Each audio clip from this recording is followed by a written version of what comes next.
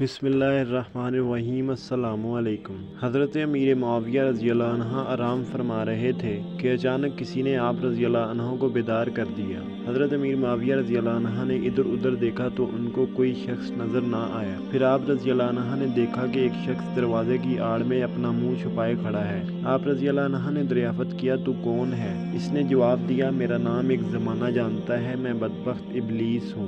آپ رضی اللہ عنہ نے فرمایا، اے ابلیس، تو نے مجھے کیوں جگایا؟ اس نے کہا، اے امیر، نماز کا وقت تنگ ہوتا جا رہا ہے۔ آپ رضی اللہ عنہ کو مسجد کی طرف جلد دوڑ کر جانا چاہیے قبل اس کے کہ وقت نکل جائے۔ آپ رضی اللہ عنہ نے فرمایا، ہرگز یہ غرض تیری نہیں ہو سکتی کہ تو خیر کی طرف کبھی رہنمائی کرے۔ میرے گھر میں چور کی طرح گھس آیا اور کہتا ہے کہ میں پاسبانی کرتا ہوں۔ بھلا میں چور کی بات پر کیسے یقین کر سکتا ہوں، اور تو میرا خیر خواہ کب ہو سکتا ہے؟ ابلیس نے کہا، ہم کبھی فرشتوں میں شامل رہے ہیں اور اطاعت کے راستے